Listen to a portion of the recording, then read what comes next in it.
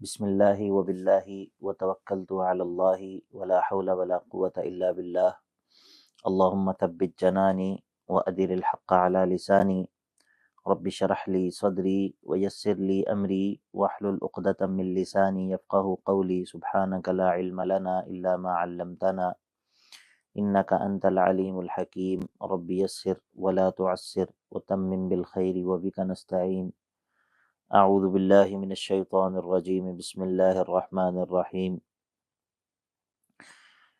مثل الجنة التي وعد المتقون فيها أنهار من ماء غير آسن وأنهار من لبن لم يتغير طعمه وأنهار من خمر لذة للشاربين وأنهار من عسل مصفى وَلَهُمْ فِيهَا مِنْ كُلِّ الثَّمَرَاتِ وَمَغْفِرَةٌ مِّن رَّبِّهِمْ كَمَنْ هُوَ خَالِدٌ فِي النَّارِ وَسُقُوا مَاءً حَمِيمًا فَقَطَّعَ أَمْعَاءَهُمْ۔ سورہ محمد ہے، آیت نمبر 15۔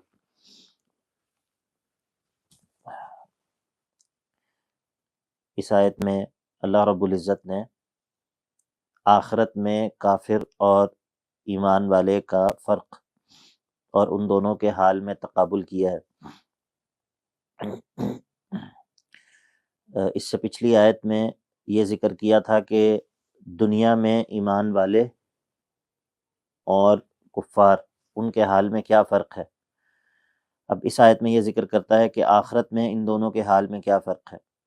تو یہ ذکر کیا کہ مثل الجنت التی وعد المتقون، وہ جنت کہ جس کا متقی لوگوں سے وعدہ کیا گیا ہے، اس کی حالت یہ ہے کہ فیہا انہار من ماء غیر آسن، اس میں ایسی نہریں ہیں کہ جن کا پانی وہ بدبودار نہیں ہوگا، وانہار من لبن لم یتغیر طعمہ، کیونکہ پانی جو ہوتا ہے وہ بعض اوقات کسی چیز کے ملنے کی وجہ سے اور بعض اوقات زیادہ دیر تک کھڑے رہنے کی وجہ سے بدبودار ہو جاتا ہے، یہ پانی کا عیب ہے۔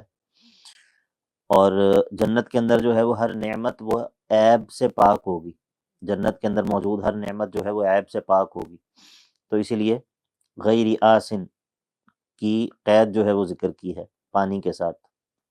وَأَنْهَارٌ مِّن لَبَنٍ لَمْ يَتَغَيَّرْ طَعْمُهُ، اور ایسے دودھ کی نہریں ہوں گی کہ جو اپنا ذائقہ بدل نہیں لیں گے وقت کے ساتھ۔ وَأَنْهَارٌ مِّن خَمْرٍ لَذَّةٍ لِلشَّارِبِينَ، اور ایسی شراب کی نہریں کہ جو پینے والوں کے لیے لذت کا باعث ہوگی اور لذیذ ہوگی، دنیا کی شراب کی طرح نہیں ہوگی کہ جس کی بدبو بھی بری ہے اور جس کا ذائقہ بھی برا ہے اور جس کا نتیجہ بھی برا ہے۔ وَأَنْهَارٌ مِّنْ عَسَلٍ مُّصَفًّى، اور صاف ستھرے شہد کی جو ہے وہ نہریں ہوں گی۔ وَلَهُمْ فِيهَا مِنْ كُلِّ الثَّمَرَاتِ، اور ان ایمان والوں کے لیے، ان متقین کے لیے اس جنت میں ہر طرح کے پھل بھی ہوں گے۔ اب یہ دو چیزیں جو ہے وہ ذکر ہو گئیں، ایک تو مشروبات ہیں اور ایک جو ہیں وہ مطعومات ہیں، یعنی کہ کھانے کی چیزیں بھی ذکر ہو گئیں، پینے کی چیزیں بھی ذکر ہو گئیں۔ لیکن اگر آپ کو کوئی بندہ اپنے گھر پہ دعوت دے اور آپ کو خوب کھلائے پلائے، لیکن اس کے ساتھ ساتھ آپ کو جو ہے وہ آپ کی سابقہ غلطیوں پر ملامت بھی کرتا رہے اور آپ کی طرف سے ہونے والی کسی کمی کوتاہی پر آپ کو جو ہے وہ آپ کو وہ یاد بھی کرواتا رہے، تو یہ کھانا اور پینا آپ کو مزہ نہیں دے گا۔ وہ چاہے جتنا ہی لذیذ کھانا کیوں نہ ہو، جتنا ہی لذیذ مشروبات کیوں نہ ہوں، آپ کو ان کا لطف اور آپ کو ان کی لذت نہیں ملے گی۔ تو اسی لیے اللہ تعالیٰ جو ہے وہ صرف کھلائے پلائے گا نہیں، بلکہ گناہوں کو معاف بھی کر دے گا، گناہوں کو ڈھانپ بھی دے گا۔ ایمان والوں کی جو غلطیاں کوتاہیاں ہیں، جیسا کہ پیچھے ذکر ہوا کفر عنہم سیئاتہم، تو اسی لیے یہ مغفرۃ من ربہم جو ہے، یہ ہے کہ ان گناہوں کو اللہ تعالیٰ مکمل طور پر ڈھانپ بھی دے گا، ان کا دوبارہ تذکرہ بھی نہیں ہوگا، ان گناہوں کا دوبارہ تذکرہ بھی نہیں ہوگا۔ تو ایسا شخص جس کو یہ نعمتیں نصیب ہوں گی، کمن ہوا خالد فی النار، کیا یہ اس شخص کی مانند ہو سکتا ہے کہ جو ہمیشہ آگ میں رہنے والا ہو، وسقوا ماء حمیما، اور جس کو ایسا ابلتا ہوا پانی پلایا جائے گا کہ فقطع امعاءہم، جو کہ اس کی جو انتڑیاں ہیں ان کو جو ہے وہ کاٹ کر رکھ دے گا، جیسا کہ قرآن مجید میں دوسرے مقامات پر مذکور ہے، سورہ کہف کے اندر بھی ہے اور بھی جگہوں پر قرآن مجید کے اندر یہ معنی موجود ہے۔ وَمِنْهُمْ مَنْ يَسْتَمِعُ إِلَيْكَ، اب جب کافروں کی ایک قسم کا ذکر ہو گیا تو اب کافروں کی ہی ایک اور قسم کا تذکرہ کرے گا، کافروں ہی کی اب ایک دوسری قسم کا تذکرہ کرے گا۔ وَمِنْهُمْ، اور انہی میں سے بعض، کن میں سے؟ انہی کافروں میں سے جن کا پیچھے ذکر ہوا ہے، جن کے بارے میں یہ کہا ہے کہ آیت نمبر 12 میں وَالَّذِينَ كَفَرُوا يَتَمَتَّعُونَ وَيَأْكُلُونَ كَمَا تَأْكُلُ الْأَنْعَامُ وَالنَّارُ مَثْوًى لَهُمْ، انہی لوگوں میں سے، وَمِنْهُمْ، انہی میں سے بعض ایسے ہیں کہ مَن يَسْتَمِعُ إِلَيْكَ، جو آپ کی طرف کانوں کو لگاتے ہیں، آپ کی بات کو سنتے ہیں، حَتَّى إِذَا خَرَجُوا مِنْ عِنْدِكَ، یہاں تک کہ جب آپ کے پاس سے نکلتے ہیں، قَالُوا لِلَّذِينَ أُوتُوا الْعِلْمَ مَاذَا قَالَ آنِفًا، تو یہ ان لوگوں سے کہ جن کو علم دیا گیا ہے ان سے کہتے ہیں ماذا قال آنفا، یہ ابھی ابھی اللہ کے نبی علیہ الصلوۃ والسلام نے کیا باتیں فرمائی ہیں۔ اولئک الذین طبع اللہ علی قلوبہم واتبعوا اہواءہم، اولئک الذین طبع اللہ علی قلوبہم، یہ وہ لوگ ہیں کہ جن کے دلوں پر اللہ تعالیٰ نے مہر لگا دی ہے، واتبعوا اہواءہم، اور یہ وہ لوگ ہیں کہ جنہوں نے اپنی خواہشات کی اتباع کی ہے، بجائے وحی کی اتباع کرنے کے انہوں نے اپنی خواہشات کی اتباع کی ہے۔ والذین اہتدوا زادہم ھدی وآتاہم تقواہم، اب یہ جو دو آیات ہیں، آیت نمبر 16 اور 17، اس میں دوبارہ دونوں فریقین کا تقابل ہے۔ یہ جو پوری صورت ہے، جیسا کہ ہم نے صورت کے مقصد میں ذکر کیا تھا کہ یہ صورت جو ہے نا یہ فریقین کے حالات کو بیان کرنے پر مشتمل ہے، اور اللہ تعالیٰ فریقین کا حال بیان کرتا ہے، کبھی دنیا میں ان کی صفات بیان کرتا ہے اور ان کے درمیان تقابل کرتا ہے، موازنہ اور کمپیریزن کرتا ہے، کبھی جو ہے وہ دنیا میں ان کے انجام کو ذکر کرتا ہے اور انجام کے درمیان کمپیریزن کرتا ہے، کبھی آخرت میں ان کا جو انجام اور نتیجہ ہے اس کو ذکر کرتا ہے اور اس کے درمیان تقابل کرتا ہے۔ اب یہاں پر اللہ رب العزت دونوں فریقین کا ایک اور چیز میں تقابل کرے گا، اللہ تعالیٰ فریقین کا ایک اور چیز میں تقابل کرے گا، وہ ہے علم کے ساتھ ان دونوں فریقین کا تعلق وہ کس طرح کا ہوتا ہے، علم کے ساتھ اور وحی کے ساتھ ان دونوں فریقین کا تعلق وہ کس طرح کا ہوتا ہے۔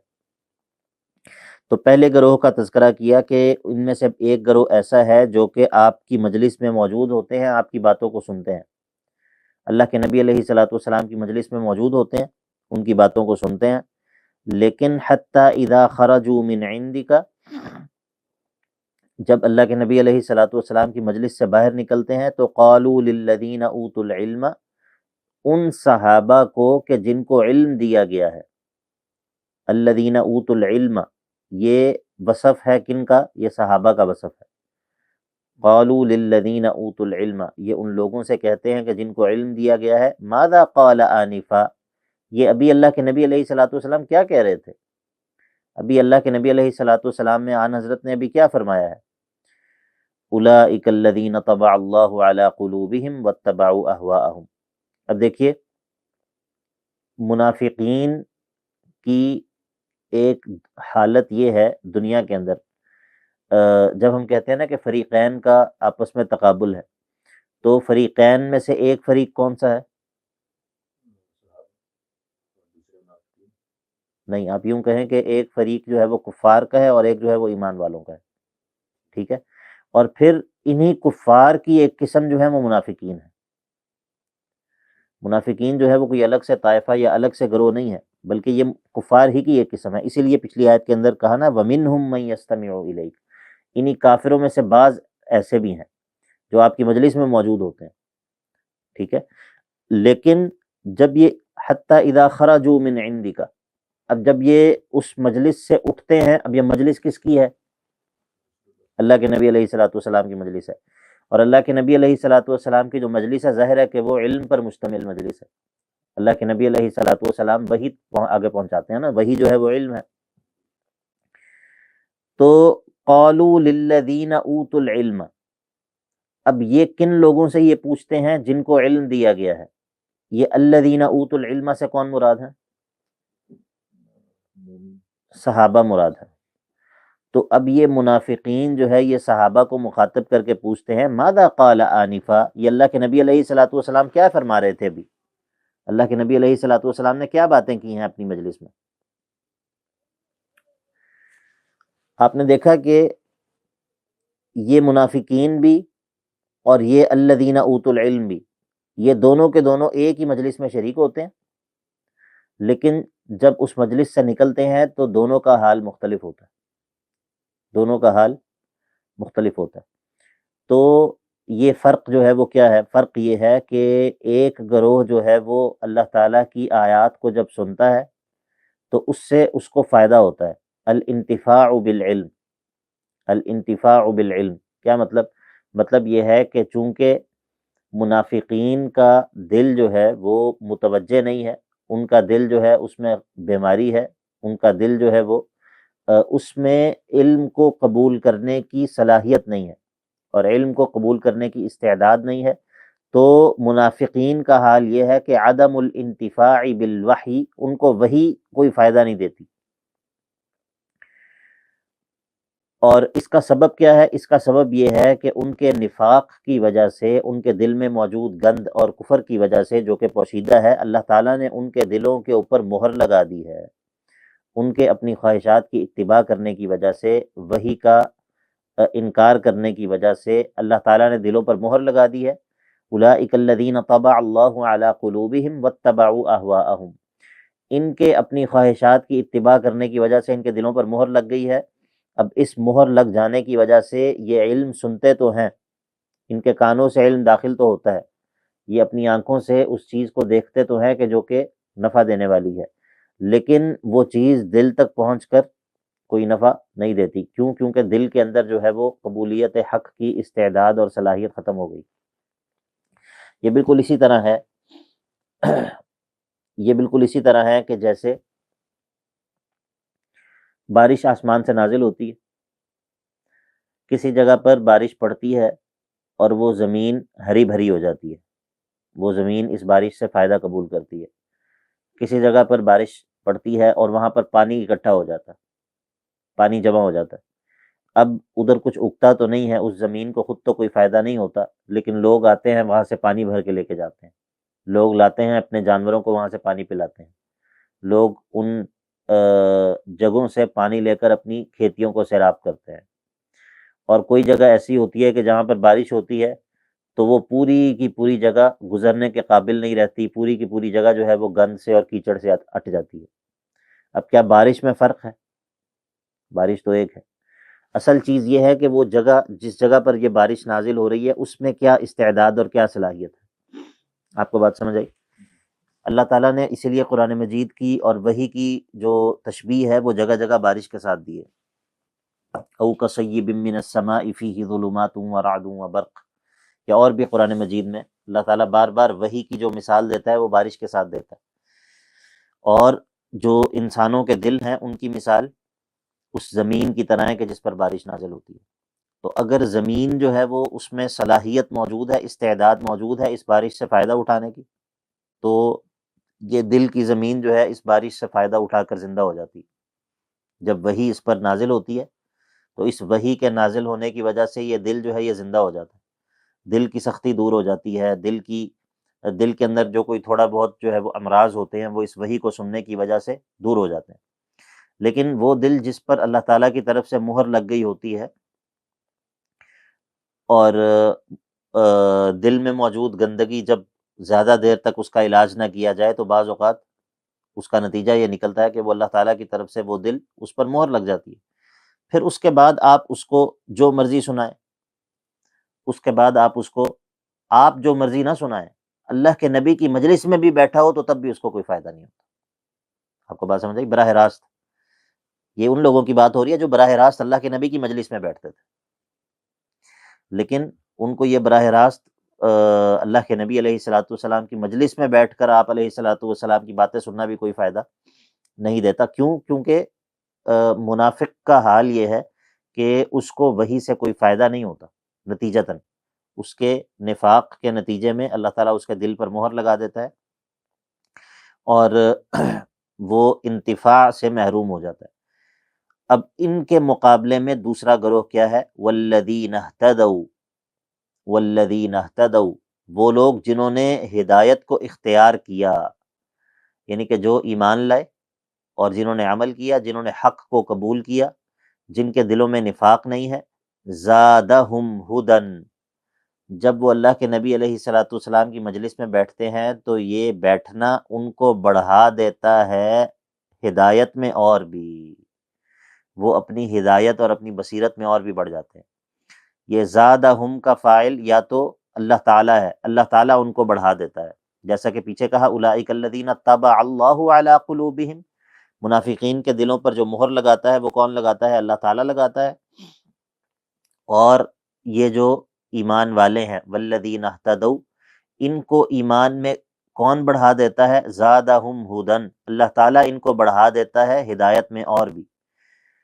اللہ کے نبی علیہ الصلوۃ والسلام کی مجلس میں بیٹھتے ہیں، علم کی باتیں سنتے ہیں تو اپنے ایمان میں، بصیرت میں اور بھی بڑھ جاتے ہیں. یہ ہے الانتفاع بالعلم، علم سے فائدہ ہو جانا، علم سے فائدہ اٹھانا. وآتاہم تقواہم، اور اللہ تعالیٰ ان کو ان کا تقوی بھی نصیب فرماتا ہے، یعنی کہ اللہ تعالیٰ ان کو توفیق بھی دیتا ہے، اللہ تعالیٰ ان کو جو ہے وہ اپنی اطاعت پر کاربند بھی رکھتا ہے، اپنی جو معاصی اور نافرمانی ہے اس سے بچنے کی توفیق بھی دیتا ہے. یہ وہ لوگ ہیں کہ جن کو اللہ کے نبی علیہ الصلوۃ والسلام کی مجلس سے یا وحی سے یا علم کی مجلسوں سے فائدہ ہوتا ہے. یہ دونوں گروہوں کا فرق ہے. یہ پوری صورت جو ہے نا وہ اسی پر مشتمل ہے، تقابل، تقابل، دونوں فریقین کا فرق. اور اس فرق کو بیان کرنے کا مقصد یہ ہے کہ تم جہاد کرو، یہ اصل مقصد یہ ہے. تو وَمِنْهُمْ مَنْ يَسْتَمِعُ إِلَيْكَ حَتَّى إِذَا خَرَجُوا مِنْ عِنْدِكَ قَالُوا لِلَّذِينَ أُوتُوا الْعِلْمَ مَاذَا قَالَ آنِفًا أُولَئِكَ الَّذِينَ طَبَعَ اللَّهُ عَلَى قُلُوبِهِمْ وَاتَّبَعُوا أَهْوَاءَهُمْ وَالَّذِينَ اهْتَدَوْا، یہ دوسرا گروہ ہے. زَادَهُمْ هُدًى، زَادَهُمْ هُدًى وَآتَاهُمْ تَقْوَاهُمْ.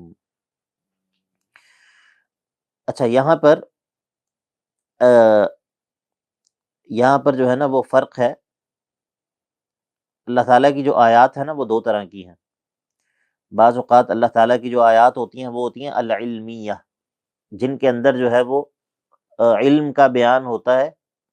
مطلب مثال کے طور پر توحید پر مشتمل آیات ہیں، آخرت پر مشتمل آیات ہیں، یا دوسری اللہ کے نبی علیہ الصلوۃ والسلام کی دی ہوئی خبریں ہیں، یا عقیدے سے تعلق رکھنے والی باتیں ہیں.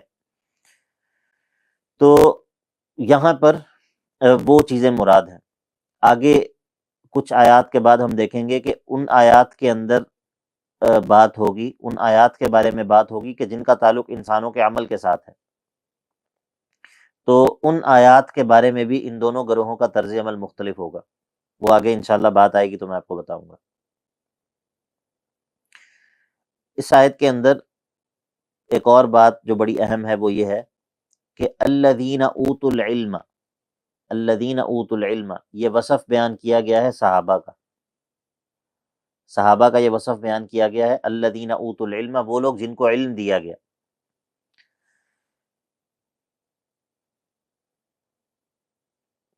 اللہ کے نبی علیہ الصلوۃ والسلام سے اس دین کو حاصل کرنے والے، اپنے دلوں میں محفوظ کرنے والے اور آگے پہنچانے والے یہ صحابہ ہیں، یہ صحابہ ہیں. اور اس آیت میں اس بات کی دلیل ہے کہ صحابہ میں سے کوئی منافق نہیں تھا، خاص طور پر وہ لوگ جنہوں نے اللہ کے نبی علیہ الصلوۃ والسلام سے اس دین کو سمیٹا ہے، اس دین کو اٹھایا ہے اور اٹھا کر آگے منتقل کیا ہے. ان میں سے کوئی بھی ایسا نہیں تھا جو کہ بعض اوقات لوگ شبہہ پیش کرتے ہیں کہ بھائی آپ کہتے ہیں کہ صحابہ سارے کے سارے عدول ہیں، آپ کہتے ہیں کہ ہر صحابی جو ہے وہ عدول ہے اور صحابہ کے اوپر جو ہے وہ جرح و تعدیل نہیں ہو سکتی، صحابہ کے بارے میں یہ سوال نہیں اٹھایا جاتا کہ وہ سچے تھے یا نہیں تھے، ان کا کردار کیسا تھا، جس طرح ہم دیگر راویوں کے بارے میں یہ بات کرتے ہیں، تو صحابہ کے بارے میں تو یہ بات نہیں کی جاتی۔ تو بعض لوگ یہ شبہہ پیش کرتے ہیں، کہتے ہیں بھائی ہمیں کیا پتا کہ صحابی جو ہے جس کو ہم صحابی سمجھ رہے ہیں وہ صحابی تھا یا منافق تھا۔ آپ کو شبہے کی سمجھ آ رہی ہے یا نہیں آ رہی؟ آپ کہتے ہیں کہ اس حدیث کو، مثال کے طور پر اس حدیث میں 5 راوی ہیں،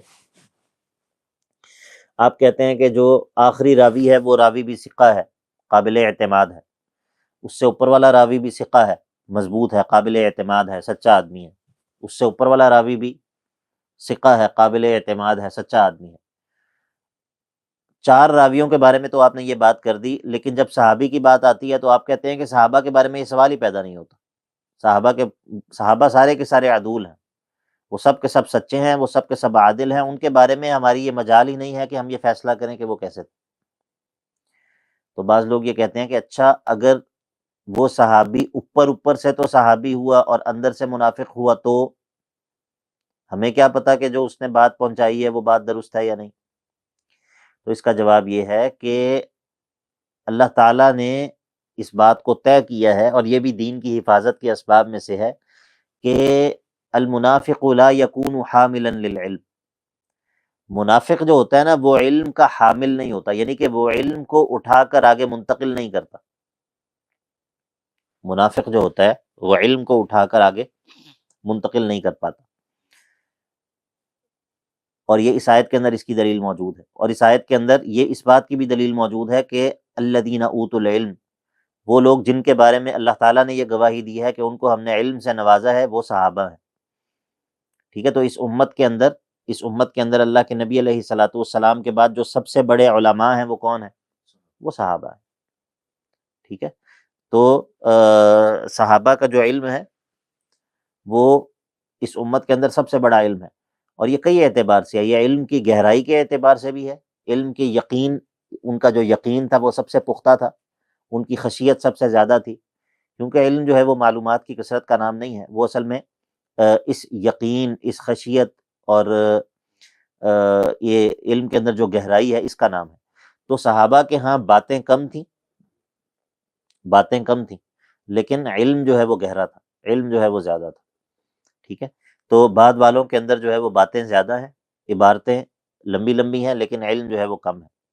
تو وہ شخص جو کہ علم کی حقیقت کو نہیں سمجھتا، وہ جب دیکھتا ہے کہ بھائی صحابہ سے جو منقول چیزیں ہیں وہ تو بہت تھوڑی ہیں، مثال کے طور پر تفسیر جو صحابہ سے منقول ہے وہ تو بالکل مختصر ہے، بہت تھوڑی ہے۔ صحابہ سے منقول جو ان کے جو فتاویٰ ہیں وہ تو بہت زیادہ تو نہیں ہیں، وہ تو تھوڑے ہیں، اور بعد والوں نے تو بڑی بڑی کتابیں لکھ دی ہیں۔ تو جس بندے کو علم کی حقیقت کا علم نہیں ہے، وہ علم کی حقیقت کو نہیں جانتا، وہ کیا سمجھتا ہے؟ وہ سمجھتا ہے کہ شاید بعد والوں کا علم صحابہ کے علم سے زیادہ ہے۔ یہ تب ہوتا ہے جب انسان یہ سمجھتا ہے کہ علم معلومات کی کثرت کا نام ہے، حالانکہ علم اس چیز کا نام نہیں ہے۔ ٹھیک ہے، تو الذین اوتوا العلم، اللہ تعالیٰ نے صحابہ کو کہا ہے کہ وہ لوگ جن کو علم دیا گیا ہے، بعد والوں کے بارے میں تو ایسی کوئی بات اللہ کے نبی نے یا اللہ تعالیٰ نے گارنٹی نہیں دی نا بعد والوں کے بارے میں۔ کسی اور جماعت کے بارے میں اسپیسیفکلی اللہ تعالیٰ نے یا اللہ کے رسول نے یہ بات نہیں بتائی کہ یہ لوگ وہ ہیں جن کو علم دیا گیا ہے، اسپیسیفکلی کسی جماعت یا کسی گروہ کے بارے میں۔ لیکن صحابہ جو ہیں ان کے بارے میں اللہ تعالیٰ فرماتا ہے کہ قالوا للذین اوتوا العلم ماذا قال آنفا۔ اللہ اکبر۔ اچھا، یہ جو منافقین کہتے ہیں نا ماذا قال آنفا، یہ بھی اللہ کے نبی علیہ الصلوۃ والسلام نے کیا کہا ہے؟ اس کی 2 وجوہات ہو سکتی ہیں۔ ایک وجہ تو یہ ہو سکتی ہے کہ یہ اللہ کے نبی علیہ الصلوۃ والسلام کی محفل میں تو ہوتے ہیں لیکن ذہنی طور پر موجود نہیں ہوتے، قلبی طور پر متوجہ ہی نہیں ہوتے، ان کی توجہ ہی نہیں ہوتی۔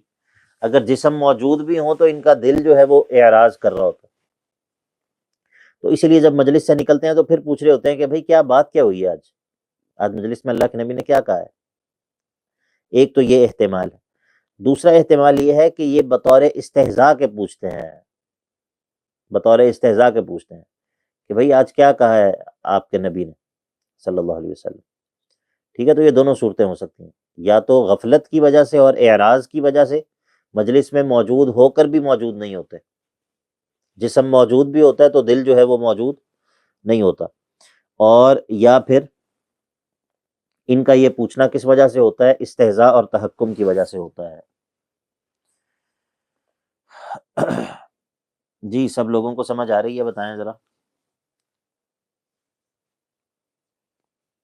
آپ لوگ موجود ہیں ذہنی طور پہ، قلبی طور پہ، جسمانی طور پہ؟ ہاں وہی ہوتا ہے نا استہزاء، یہی ہوتا ہے استہزاء، یہی ہوتا ہے ٹھٹھا اڑانا۔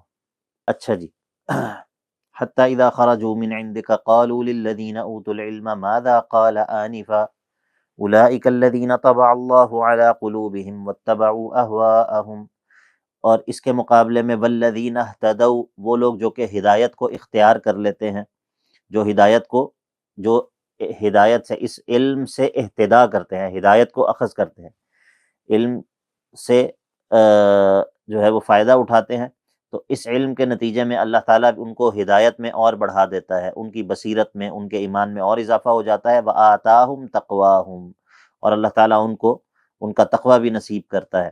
اب جب یہ بات ہو گئی تو اب جو ہے وہ اللہ تعالیٰ ذکر کرے گا مشرکین کا، کفار کا، یہ تمام کفار کا اکٹھے ذکر کرے گا کہ یہ ایمان کیوں نہیں لاتے۔ اب تخویف اخروی ہے، تخویف اخروی ہے۔ فَهَلْ يَنظُرُونَ إِلَّا السَّاعَةَ أَن تَأْتِيَهُمْ بَغْتَةً، فَهَلْ يَنظُرُونَ، ہل جو ہے نا وہ قرآن مجید میں قد کے معنی میں بھی استعمال ہوتا ہے، یقیناً کے معنی میں، جیسے هل أَتَى عَلَى الْإِنسَانِ حِینٌ مِّنَ الدَّهْرِ، قد أَتَى یعنی کہ یقیناً انسان پر ایک ایسا وقت بھی آیا ہے، سورہ دہر کے اندر ہے جیسا کہ، تو فَهَلْ يَنظُرُونَ إِلَّا السَّاعَةَ، یقیناً یہ لوگ انتظار نہیں کر رہے مگر کس چیز کا؟ مگر یہ قیامت کے واقع ہونے کا انتظار کر رہے ہیں گویا کہ، یعنی کہ یہ لوگ ایمان کیوں نہیں لا رہے؟ یہ جو کفار ہیں یا جو یہ منافقین ہیں، اس میں دونوں گروہ شامل ہیں، کفار اصلی بھی شامل ہیں اور منافقین بھی شامل ہیں، یہ ایمان کیوں نہیں لا رہے؟ تو کیا یہ قیامت کا انتظار کر رہے ہیں؟ ان تمام دلائل کے بعد، دلائل بھی اللہ تعالیٰ نے ذکر کیے ہیں، معجزات بھی ذکر کیے ہیں، اللہ تعالیٰ نے تخویفات بھی دی ہیں، بشارتیں بھی دی ہیں، لیکن یہ منافقین ایمان نہیں لا رہے، یہ کفار جو ہے وہ ایمان کو قبول نہیں کر رہے، تو یہ پھر کس چیز کا، یہ کب جو ہے وہ ایمان لائیں گے؟ یہ کب ایمان لائیں گے؟ کیا قیامت کو دیکھ کر ایمان لائیں گے؟ تو فَهَلْ يَنظُرُونَ إِلَّا السَّاعَةَ أَن تَأْتِيَهُمْ بَغْتَةً، کہ قیامت ان پر اچانک آ جائے، کیا یہ قیامت کا انتظار کر رہے ہیں؟ فَقَدْ جَاءَ أَشْرَاطُهَا، اور اگر یہ قیامت کا انتظار کر رہے ہیں تو قیامت کی نشانیاں بھی تو آ چکی ہیں، قیامت کی نشانیاں بھی تو آ چکی ہیں۔ بات سمجھ آئی ہے نہیں؟ تو فَأَنَّىٰ لَهُمْ إِذَا جَاءَتْهُمْ ذِكْرَاهُمْ، تو جب قیامت بذات خود آ جائے گی، جب قیامت واقع ہو جائے گی تو پھر فَأَنَّىٰ لَهُمْ إِذَا جَاءَتْهُمْ ذِكْرَاهُمْ، جب قیامت واقع ہو جائے گی تو پھر ان کو نصیحت پکڑنا کیا فائدہ دے گا؟ پھر یہ نصیحت کیسے حاصل کر سکیں گے؟ اس وقت اگر یہ مان بھی جائیں گے تو ان کا یہ ماننا اس کو کہاں ان کو جو ہے وہ فائدہ تو نہیں دے سکے گا۔ آپ کو بات سمجھ آئی ہے نہیں؟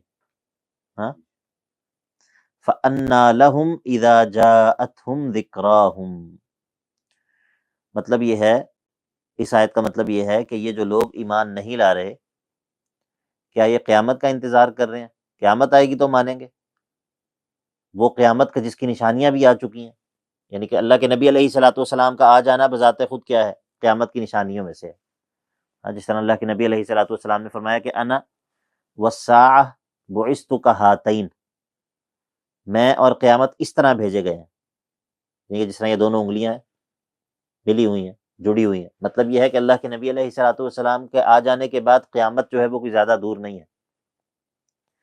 تو فقط جاء اشراطها، اگر یہ قیامت کا انتظار کر رہے ہیں تو قیامت کی بھی نشانیاں تو آ چکی ہیں، اور فَأَنَّىٰ لَهُمْ إِذَا جَاءَتْهُمْ ذِكْرَاهُمْ، جب قیامت آ جائے گی تو پھر ان کو نصیحت حاصل کرنا کوئی فائدہ ہی نہیں دے گا، پھر ان کو نصیحت حاصل کرنا کوئی فائدہ ہی نہیں دے گا۔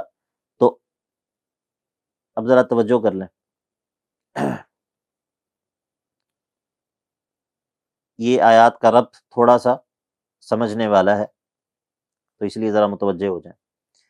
فَأَنَّىٰ لَهُمْ إِذَا جَاءَتْهُمْ ذِكْرَاهُمْ، جب قیامت آ جائے گی تو ان کو نصیحت حاصل کرنا کیا فائدہ دے گا؟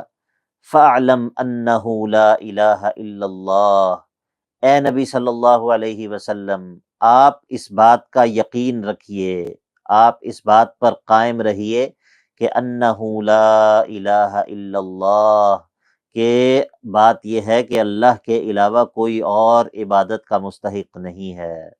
آپ اس بات پر قائم رہیے، آپ اس بات پر قائم رہیے۔ اللہ اکبر۔ پیچھے جو بات ہوئی ہے کفار کے بارے میں کہ وہ انتظار کس چیز کا کر رہے ہیں، کیا قیامت کا انتظار کر رہے ہیں نصیحت حاصل کرنے کے لیے؟ نصیحت حاصل کرنے سے کیا مراد ہے؟ کفار کا نصیحت حاصل کر لینا وہ کیا کس طرح ہوگا؟ کس چیز کو؟ کس چیز کو؟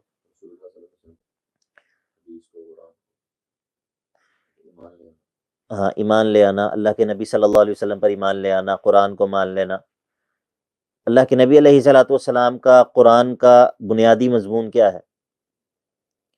یہ جو بات ہو رہی ہے نا کہ کفار کیا قیامت کا انتظار کر رہے ہیں ایمان لانے کے لیے، تو اس سے مراد یہ ہے کہ مسئلہ توحید کو ماننے کے لیے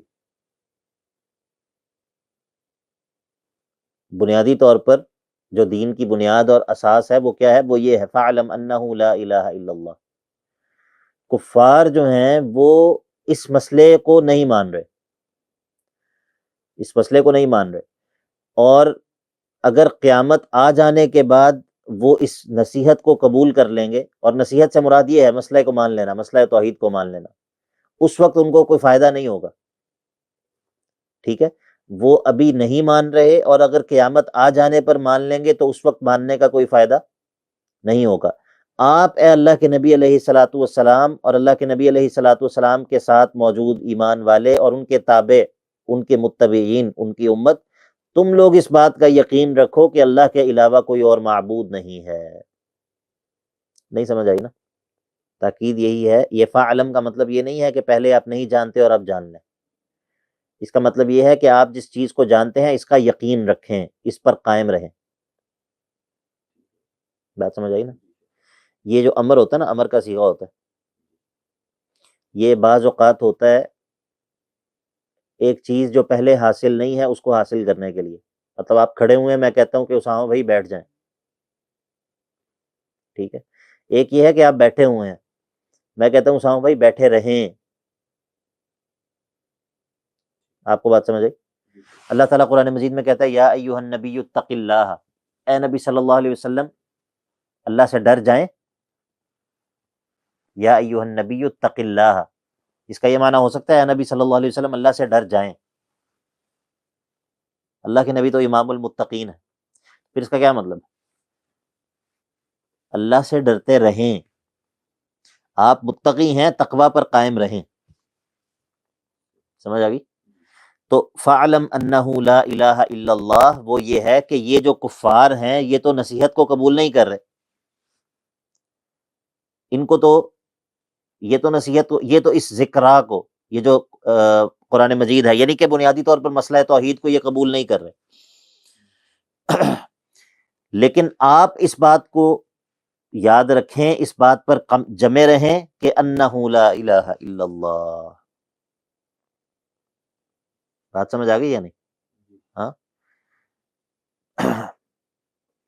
بعض دفعہ کوئی چیز ایسی ہوتی ہے، علم کی کوئی بات ایسی ہوتی ہے جو پڑھنے والوں تک بڑی آسانی سے پہنچ جاتی ہے، لیکن وہ اگر آپ تلاش کریں تو آپ کو اتنی آسانی سے نہیں ملتی، ٹھیک ہے۔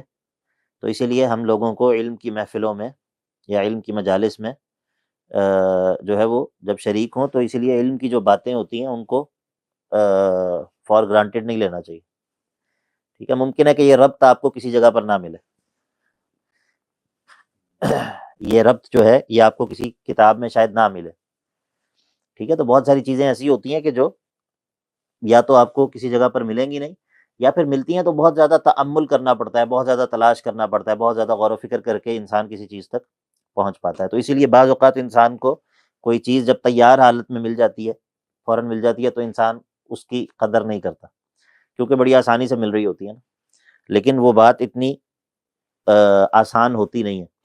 تو اسی لیے علم کی ہر بات کو انسان کو جو ہے نا وہ قدر و قیمت کے ساتھ قبول کرنا چاہیے، اور اس طرح کی جو باتیں ہوتی ہیں ان کو لکھ بھی لینا چاہیے، اپنے پاس محفوظ کرنا چاہیے۔ اچھا جی، آپ کو بات سمجھ آ گئی نا، ربط سمجھ آ گیا دونوں آیات میں؟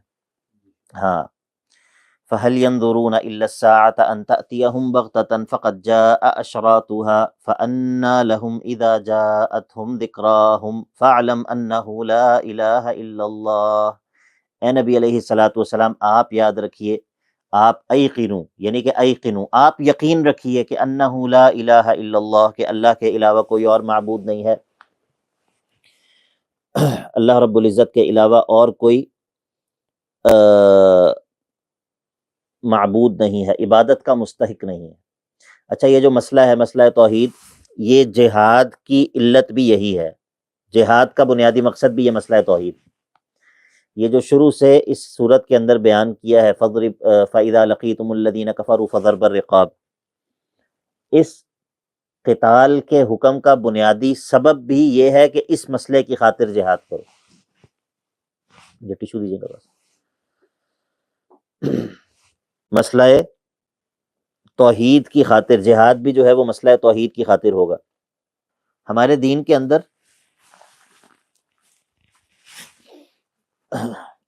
جہاد جو ہے وہ کوئی چھوٹا حکم ہے یا بڑے احکام میں سے ہے؟ بڑے احکام میں سے ہے۔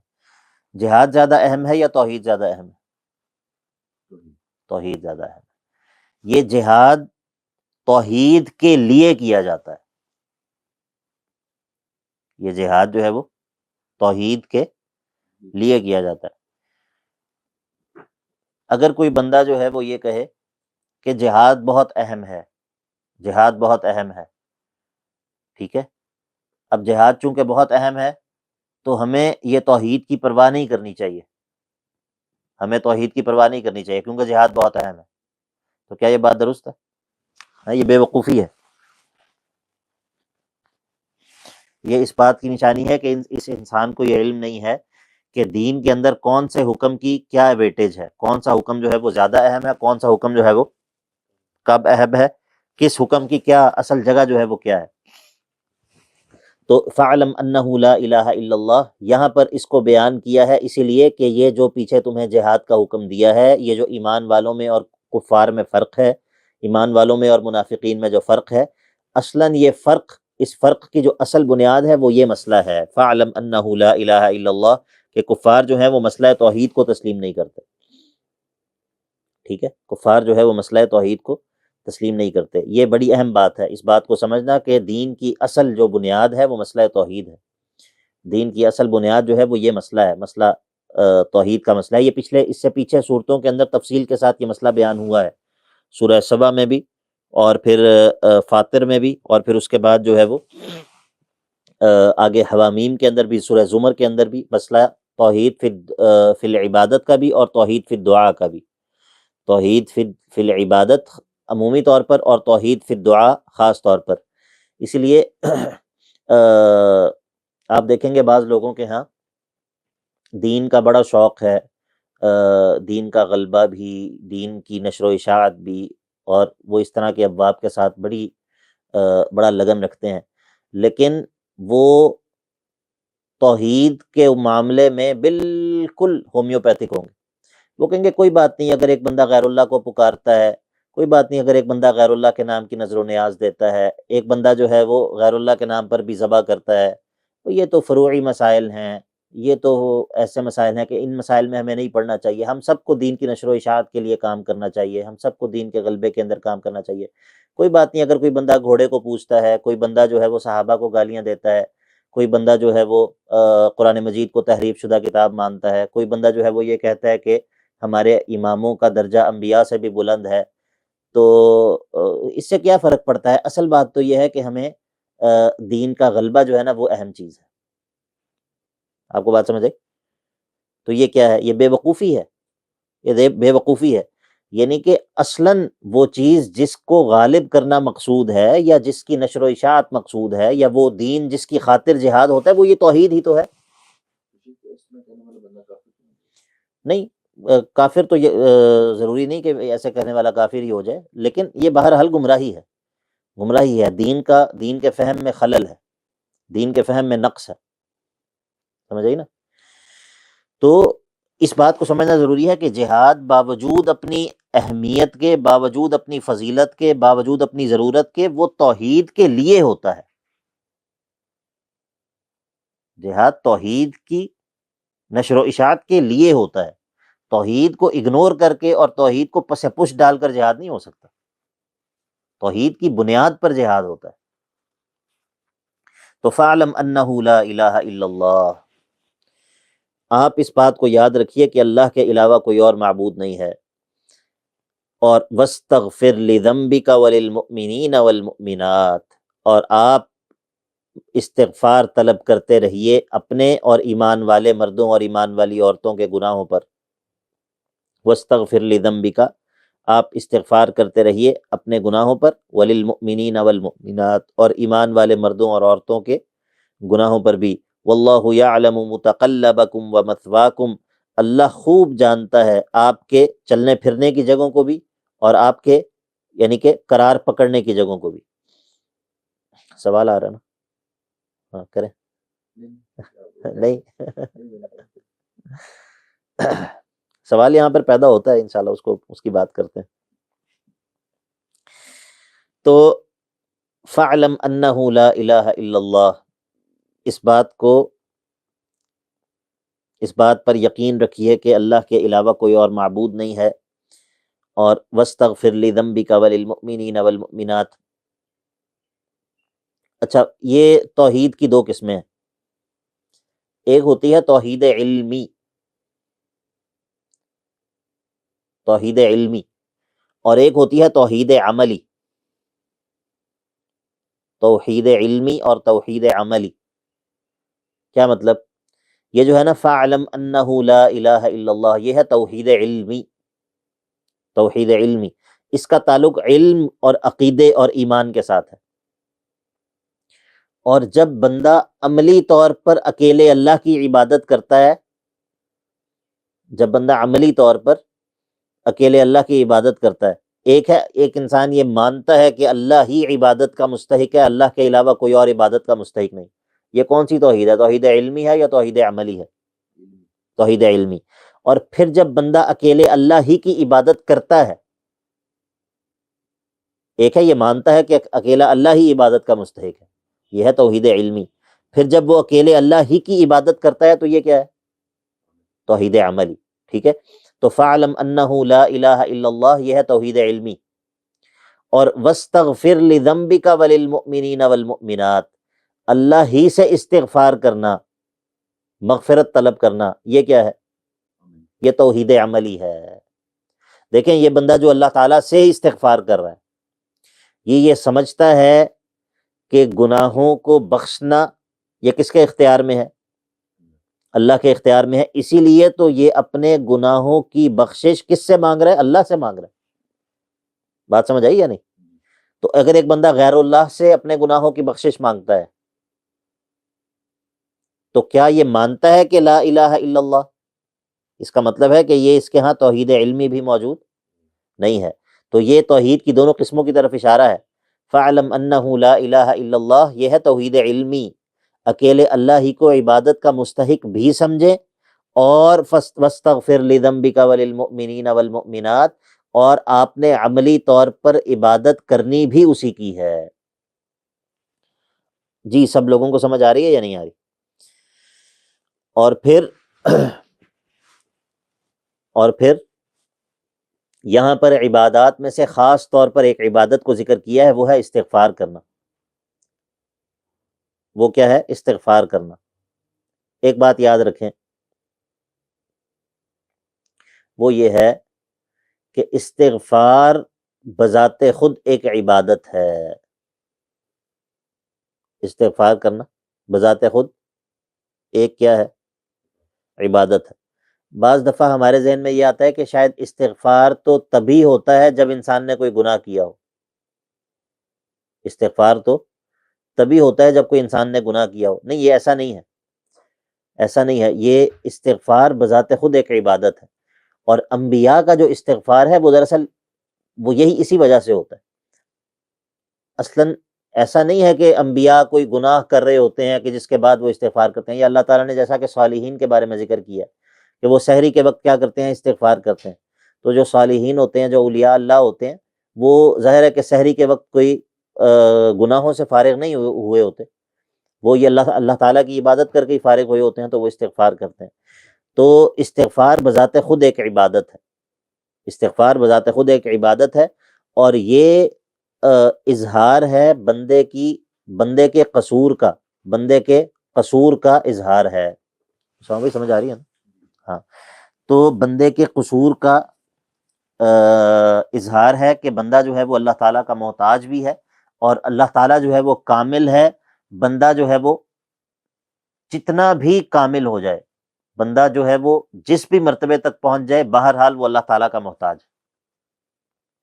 اسی لیے اللہ کے نبی علیہ الصلوۃ والسلام کو بھی کہا وَاسْتَغْفِرْ لِذَنبِكَ، حالانکہ اللہ کے نبی علیہ الصلوۃ والسلام معصوم ہے، معصوم عن الخطا ہے. تو یہ ذنبک سے کیا مراد ہے پھر؟ اس میں اہل علم کی مختلف جو ہے وہ آراء ہیں. ان میں جو مناسب بات ہے وہ یہی ہے کہ اس سے مراد وہ چیزیں ہیں، وہ امور ہیں جو کہ بعض اوقات خلاف اولا ہوتے ہیں. دو کام ہیں، دونوں کام جائز ہیں، دونوں کام جائز ہیں، لیکن کسی وقت کوئی عمل جو ہے وہ اللہ تعالیٰ کے ہاں زیادہ مناسب ہے، اور اللہ کے نبی علیہ الصلوۃ والسلام اگر اس کے بجائے دوسرے عمل کو اختیار کر لیں تو ہے وہ گناہ نہیں ہے، خلاف اولا ہے. اس کو خلاف، جس طرح بدر کے قیدیوں کے بارے میں ہوا، بدر کے قیدیوں کے بارے میں ہوا. اللہ کے نبی علیہ الصلوۃ والسلام نے اور سیدنا ابوبکر رضی اللہ تعالیٰ عنہ نے ایک رائے تھی، اور سیدنا عمر رضی اللہ عنہ کی رائے دوسری تھی. اللہ تعالیٰ نے جو ہے وہ سیدنا عمر رضی اللہ عنہ کی رائے کے بارے میں اس کی تائید کی اور کہا کہ ما کان لنبی ان یکون لہ اسرى حتی یثخن فی الارض، نبی کی تو یہ شان نہیں ہے کہ اس کے پاس قیدی موجود ہوں یہاں تک کہ وہ اچھی طرح زمین میں خون ریزی کر لے. ٹھیک ہے، جگہ بدر کے قیدیوں کے ساتھ. تو یہ خلاف اولا جو چیزیں ہوتی ہیں، یہ ان کو بھی ذنب شمار کر دیا جاتا ہے مقربین کے حق میں. وہ لوگ جن کا مرتبہ جتنا بلند ہوتا ہے ان کے لیے کرائٹیریا اتنا ہی سخت ہوتا ہے. ٹھیک ہے. تو بہرحال وَاسْتَغْفِرْ لِذَنبِكَ وَلِلْمُؤْمِنِينَ وَالْمُؤْمِنَاتِ، اور دوسری بات اس آیت کے اندر یہ ہے کہ اللہ کے نبی علیہ الصلوۃ والسلام کو ایمان والے مردوں اور ایمان والی عورتوں کے لیے بھی استغفار کرنے کا حکم دیا گیا. سمجھ آئی؟ تو اب جو شخص بھی ایمان کے وصف کے اندر شامل ہے، جو بھی المؤمنون اور المؤمنات کے وصف کے اندر شامل ہے، اللہ کے نبی علیہ الصلوۃ والسلام کے استغفار کے اندر بھی وہ خود بخود شامل ہو گیا. وَاسْتَغْفِرْ لِذَنبِكَ وَلِلْمُؤْمِنِينَ وَالْمُؤْمِنَاتِ وَاللَّهُ يَعْلَمُ مُتَقَلَّبَكُمْ وَمَثْوَاكُمْ، اور آیت کے آخر میں جو ہے وہ اللہ تعالیٰ کے علم کامل کو بیان کیا ہے. وَاللَّهُ يَعْلَمُ مُتَقَلَّبَكُمْ وَمَثْوَاكُمْ، مراد یہ ہے کہ تمہارا کوئی بھی حال اللہ تعالیٰ سے مخفی نہیں ہے. تمہارا دن کے اندر چلنا پھرنا، متقلبکم، تمہارا آنا اور جانا، تمہارا چلنا اور پھرنا، تمہارا جو ہے وہ موومنٹ کرنا، کبھی ادھر جاؤ گے کبھی ادھر جاؤ گے، کبھی مختلف کاموں کو انجام دو گے، اللہ تعالیٰ اس سب کو خوب جانتا ہے. وَمَثْوَاكُمْ، اور تمہارا آرام کرنے کی جگہ، تمہارا قرار پکڑنا، اس کو بھی اللہ تعالیٰ خوب جانتا ہے. تو یا تو اس سے مراد یہ ہے، یا پھر متقلبکم سے مراد دنیا کی زندگی ہے، وَمَثْوَاكُمْ سے مراد مرنے کے بعد انسان کا قبر میں جگہ پکڑ لینا وہ ہے. اللہ تعالیٰ اس سب کو بخوبی جانتا ہے. بات سمجھ آ گئی یا نہیں؟ یہ بہت عظیم آیت ہے. فَاعْلَمْ أَنَّهُ لَا إِلَٰهَ إِلَّا اللَّهُ وَاسْتَغْفِرْ لِذَنبِكَ وَلِلْمُؤْمِنِينَ وَالْمُؤْمِنَاتِ وَاللَّهُ يَعْلَمُ مُتَقَلَّبَكُمْ وَمَثْوَاكُمْ. کیونکہ یہ جو مسئلہ توحید ہے یہ تو دین کی بنیاد ہے، دین کا خلاصہ ہے، دین کی اساس ہے، تمام انبیاء کا مشترکہ ایجنڈا ہے، تمام انبیاء کی مشترکہ دعوت ہے مسئلہ توحید. تو فَاعْلَمْ أَنَّهُ لَا إِلَٰهَ إِلَّا اللَّهُ وَاسْتَغْفِرْ لِذَنبِكَ وَلِلْمُؤْمِنِينَ وَالْمُؤْمِنَاتِ. اور اسی طرح اس آیت کے اندر یہ بھی ہے کہ اللہ تعالیٰ سے مخفی نہیں ہے، تمہارا کوئی بھی حال اللہ تعالیٰ سے مخفی نہیں ہے. تمام انبیاء کی مشترکہ دعوت ہے مسئلہ توحید. تو فَاعْلَمْ أَنَّهُ لَا إِلَٰهَ إِلَّا اللَّهُ وَاسْتَغْفِرْ لِذَنبِكَ وَلِلْمُؤْمِنِينَ وَالْمُؤْمِنَاتِ. اور اسی طرح اس آیت کے اندر جو قول اور عمل ہے، قول اور عمل ہے، اس سے مقدم جو ہے وہ علم ہے۔ وَاسْتَغْفِرْ لِذَنبِكَ وَلِلْمُؤْمِنِينَ وَالْمُؤْمِنَاتِ، یہ قول اور عمل ہے، اور فَاعْلَمْ أَنَّهُ لَا إِلَٰهَ إِلَّا اللَّهُ یہ علم ہے۔ العلم قبل القول والعمل، تو قول اور عمل سے پہلے جو ہے وہ علم ہے۔ فَاعْلَمْ أَنَّهُ لَا إِلَٰهَ إِلَّا اللَّهُ۔ اچھا جی، اب یہاں تک تو بات ہو گئی۔ اب جو ہے وہ سورت کا دوسرا حصہ ہے، یہ آیت نمبر 20 سے لے کر آخر تک سورت کا دوسرا حصہ ہے۔ وَيَقُولُ الَّذِينَ آمَنُوا لَوْلَا نُزِّلَتْ سُورَةٌ فَإِذَا أُنزِلَتْ سُورَةٌ مُّحْكَمَةٌ وَذُكِرَ فِيهَا الْقِتَالُ رَأَيْتَ الَّذِينَ فِي قُلُوبِهِم مَّرَضٌ يَنظُرُونَ إِلَيْكَ نَظَرَ الْمَغْشِيِّ عَلَيْهِ مِنَ الْمَوْتِ فَأَوْلَىٰ لَهُمْ طَاعَةٌ وَقَوْلٌ مَّعْرُوفٌ۔ اب جو ہے وہ بات یہ ہے، ایک اور چیز میں تقابل، ایک اور معاملے میں تقابل فریقین کے درمیان۔ پہلے جو تقابل تھا ہم نے کہا کہ وہ اللہ تعالیٰ کی آیات اللہ العلمیہ، ان کے معاملے میں ایمان والوں اور کفار کے درمیان تقابل تھا۔ اب یہ ہے کہ آیات اللہ العملیہ، بعض اوقات اللہ تعالیٰ کوئی ایسے احکام نازل کرتا ہے جن میں کسی عمل کا حکم ہوتا ہے، تو اس کے معاملے میں بھی دونوں فریقین کا رویہ مختلف ہوتا ہے۔ اس کے معاملے میں بھی دونوں فریقین کا رویہ مختلف ہوتا ہے۔ ایک فریق جو ہے وہ بڑے شوق کے ساتھ، بڑے انتظار کے ساتھ، بڑی حرص کے ساتھ جو ہے وہ انتظار کرتا ہے کہ اللہ تعالیٰ کا حکم نازل ہو تاکہ ہمارے علم میں اضافہ ہو، مزید وحی نازل ہو۔ وہ وحی کے لیے جو ہے وہ انتظار کر رہے ہوتے ہیں تاکہ ہم اس پر عمل کریں، تاکہ جو ہے وہ ہمیں علم بھی حاصل ہو، ہمیں جو ہے وہ ہمارے عمل میں بھی اضافہ ہو۔ ایک گروہ تو یہ ہوتا ہے۔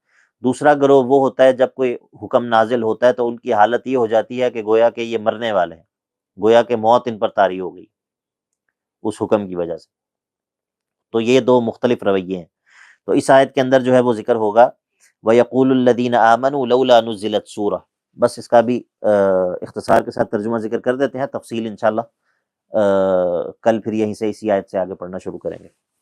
وَيَقُولُ الَّذِينَ آمَنُوا لَوْلَا نُزِّلَتْ سُورَةٌ، وہ لوگ جو ایمان والے ہیں وہ کہتے ہیں اللہ تعالیٰ کوئی صورت نازل کیوں نہیں کرتا۔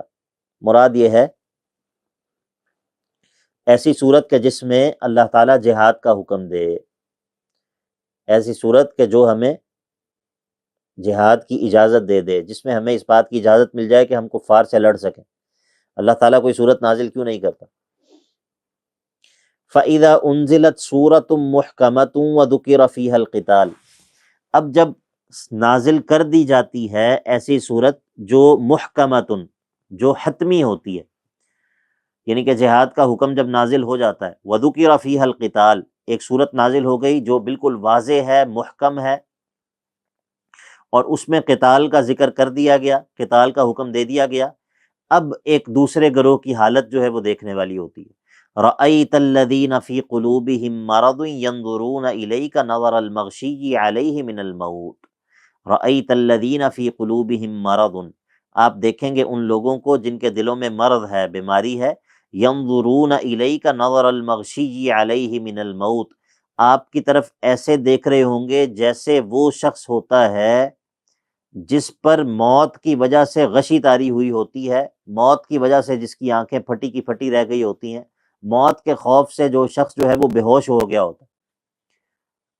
ٹھیک ہے، جس طرح بندہ کوئی بہت زیادہ خوف زدہ ہوتا ہے نا، اس کی ایسے نگاہیں پتھرا جاتی ہیں، نگاہیں پھٹی کی پھٹی رہ جاتی ہیں، انسان آنکھ ہی جھپک نہیں رہا ہوتا، خوف کی شدت کی وجہ سے بعض اوقات ایسا ہوتا ہے، خوف کی شدت کی وجہ سے۔ تو یہ اب یہاں پر جو ہے وہ یہ جو آیت کے شروع میں ہے نا وَيَقُولُ الَّذِينَ آمَنُوا لَوْلَا نُزِّلَتْ سُورَةٌ، اس میں دو احتمالات ہیں۔ ایک احتمال تو یہ ہے کہ اس کا معنی یہ ہو جائے کہ وَيَقُولُ الَّذِينَ آمَنُوا سے مراد ہے خالص ایمان والے، خالص ایمان والے مراد، اور اس صورت میں وہ ترجمہ بنے گا یا وہ معنی بنے گا جو میں نے ذکر کیا ہے کہ جو خالص ایمان والے ہیں وہ وحی کا شوق کے ساتھ انتظار کر رہے ہوتے ہیں، ان کی وحی پر حرص ہوتی ہے، وہ وحی پر حریص ہوتے ہیں کہ اور وحی نازل ہو، ہم جو ہے وہ علم میں اور عمل میں بڑھ جائیں۔